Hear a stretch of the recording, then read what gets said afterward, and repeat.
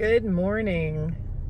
It's Monday again. These weeks go by so fast, but here we are. It's Monday.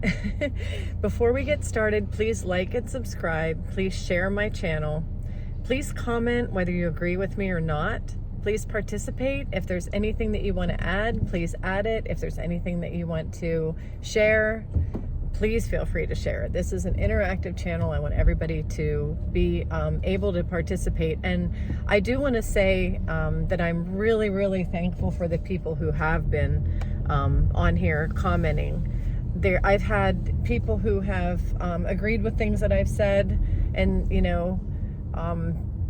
it must resonate, and I'm glad for that. And I've also had people who have brought up things that I might have not even considered, and that's really cool too. I like that as well. And I also like it if I have said something that you don't agree with.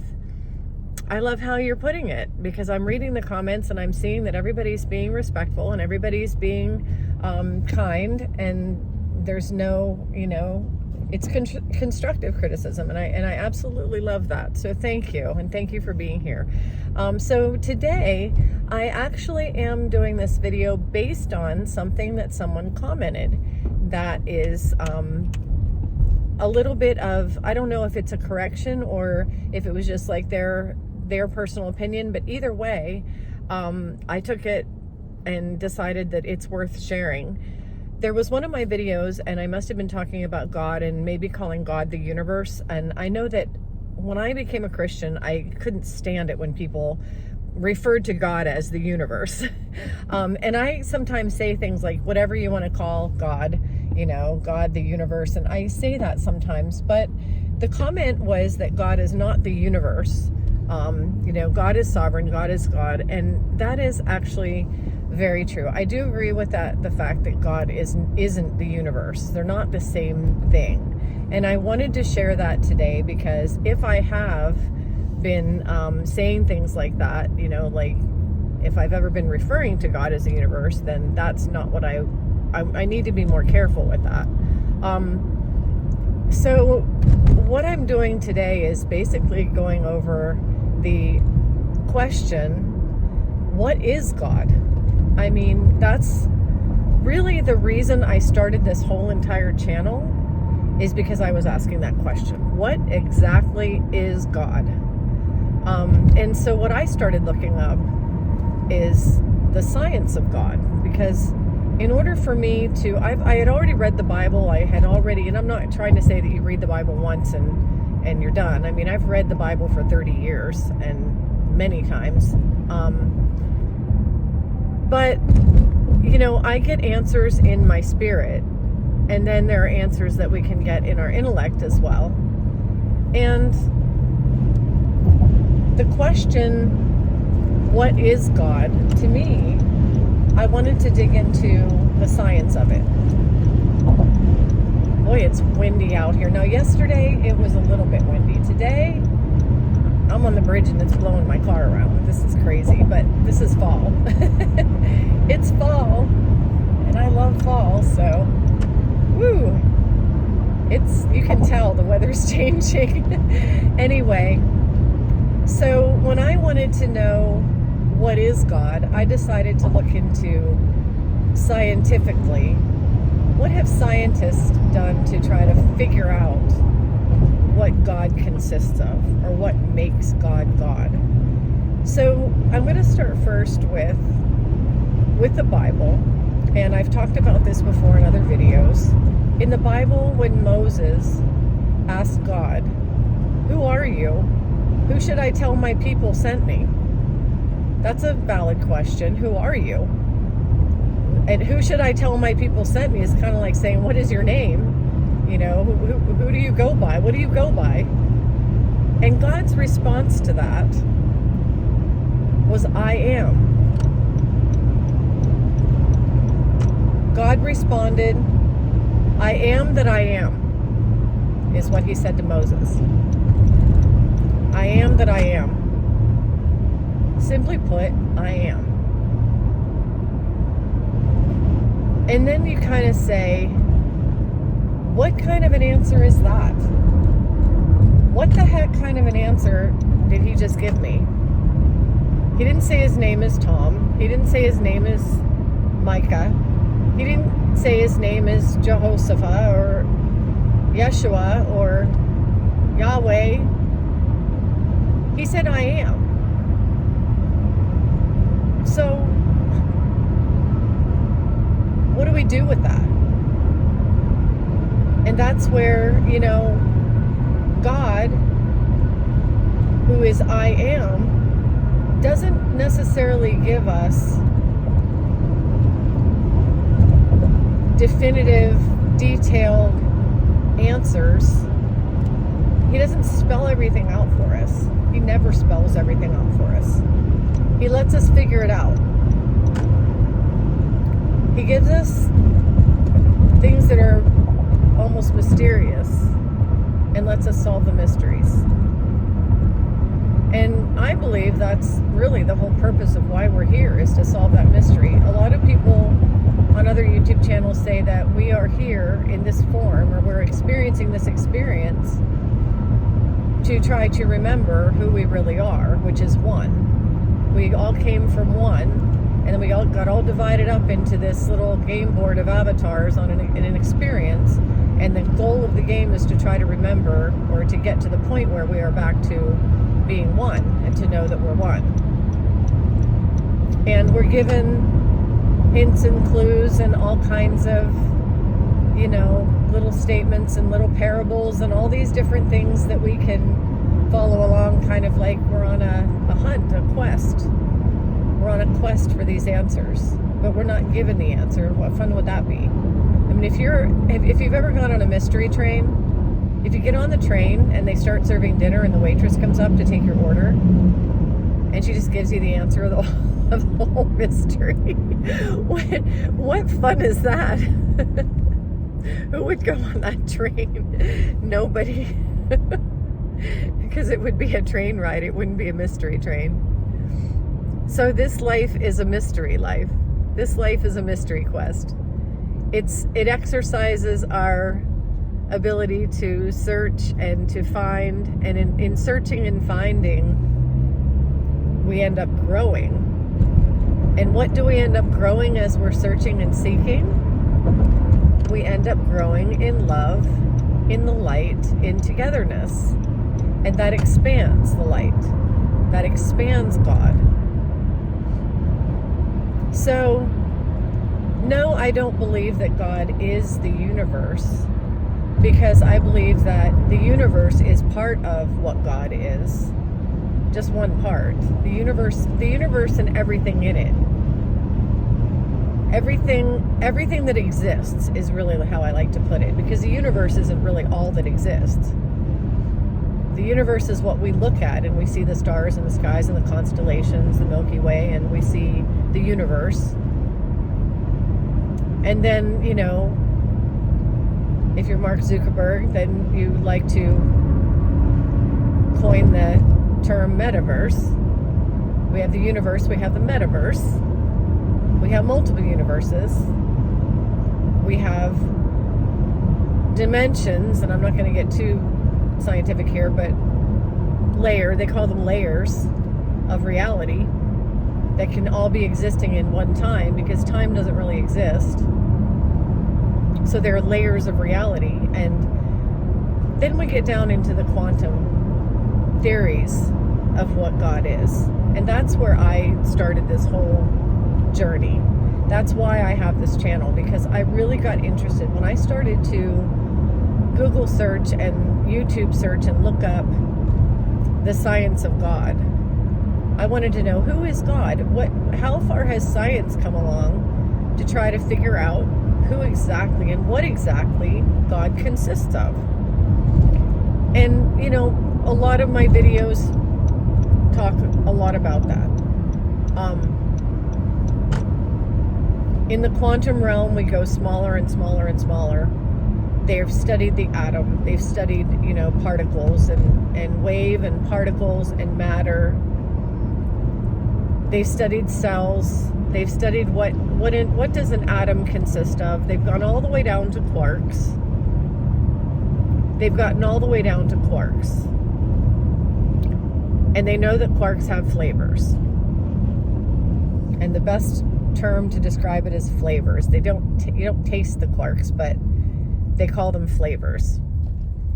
Because there are only so many human words that we can use to describe what we see and what we've discovered.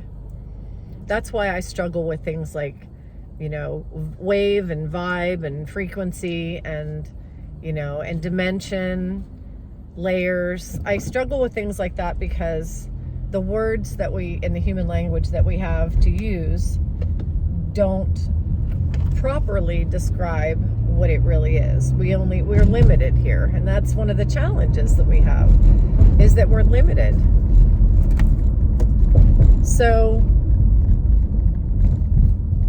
being limited, it gives us only a certain perspective. We're only able to see things with our eyes. We can hear things with our ears. We process things with our brains. We are actually limitless beings. And if you ever asked, who am I? Then answer the question, I am. Because God in the Bible tells us, and Jesus told us, that He is the Father. We're the children. Jesus is the Son. Jesus said that He is in us, we're in Him. God is in Him, He is in God. We're in God. We're all one. We're all connected. So if we have the Father, who is the all consciousness and the all thought wave, is what some scientists refer to God as thought wave, collective consciousness, thought wave,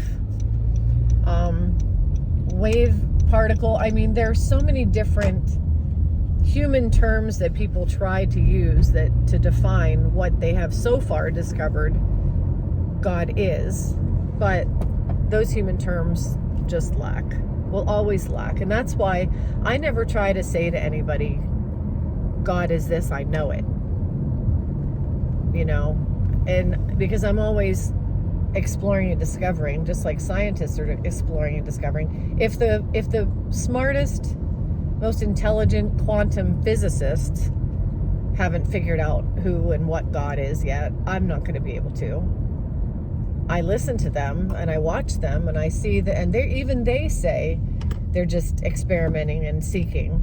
They don't think they have all the answers. They don't. Nobody has all the answers. So the answer to the question, who and what is God, is we don't know. We really don't know. We can have an idea. We have our thoughts. We have our hypothesis. We've got our theories. We have evidence of certain things. And we're trying to put it all together. Science is trying to put it all together. They have CERN, the collider. If you've ever looked up CERN, it's CERN, the collider. They're really trying hard to get to the bottom of wave and matter and particle, because they already know one thing about particle. They know that everything that exists is wave. They know that everything moves. Cells move, solid things that we look at that are solid are really not solid. They're moving and vibrating. And that's where frequency comes in. I keep trying to adjust here. That's where frequency comes in, because everything vibrates. There are sound vibrations, there are light vibrations, light wave, sound wave. And like when they say you're tuning your radio into a frequency, that's a frequency. You can't see a frequency, but that's what creates the music that we hear, the frequencies. And so we are made of frequency, but humans and the I am and what we are, now the things we look around at, like my car and, my lunch bag and the things that I have here in the car, these keys, they're not solid matter. They're made of wave.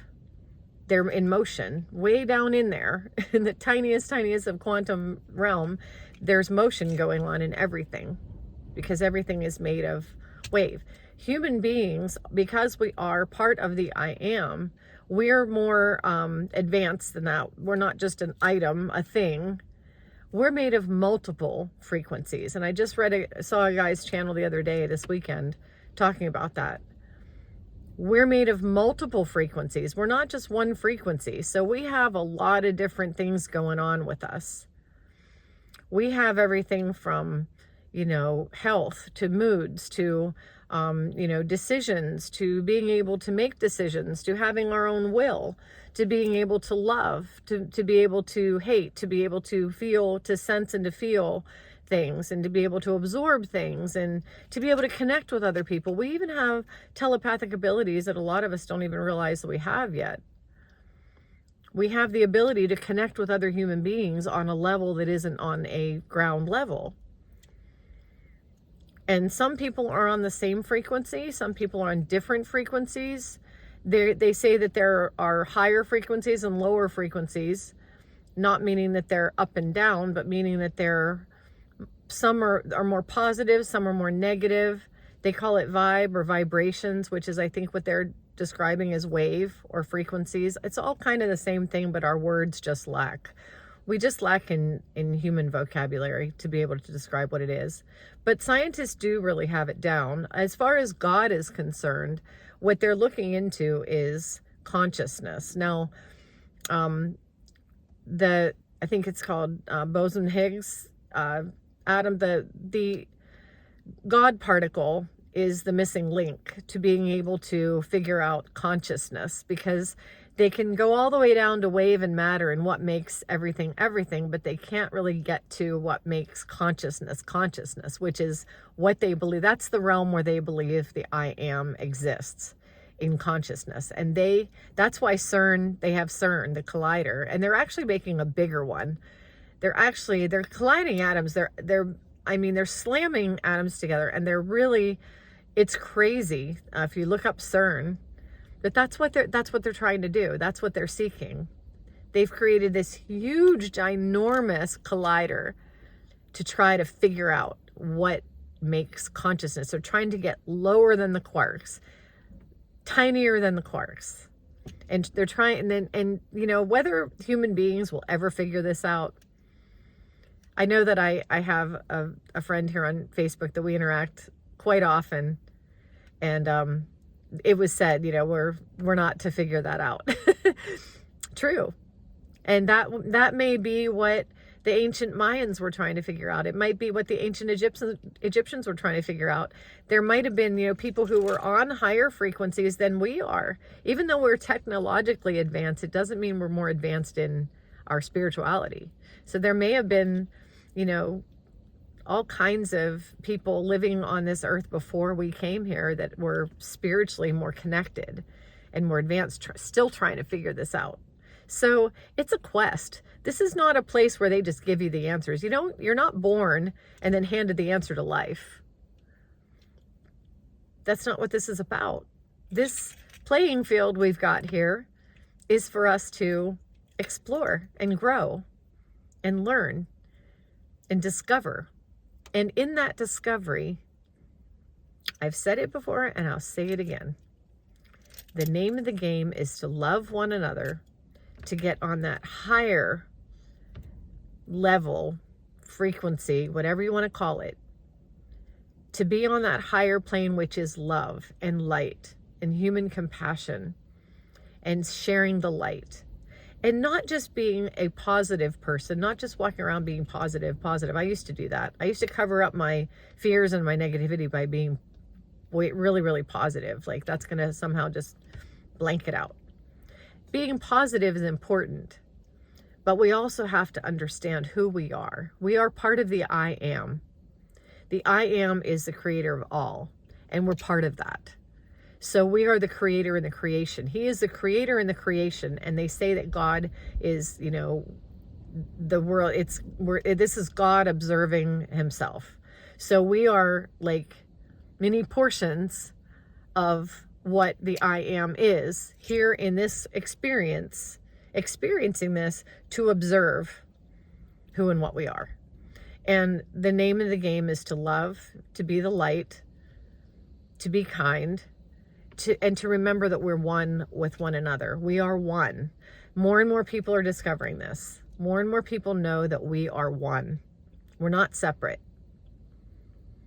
And the more we act and behave in our lives as if we are one, and when I say one, that's why the Bible says love your enemies, because how you treat people that aren't kind to you affects the all. It's like they say, it's a ripple effect.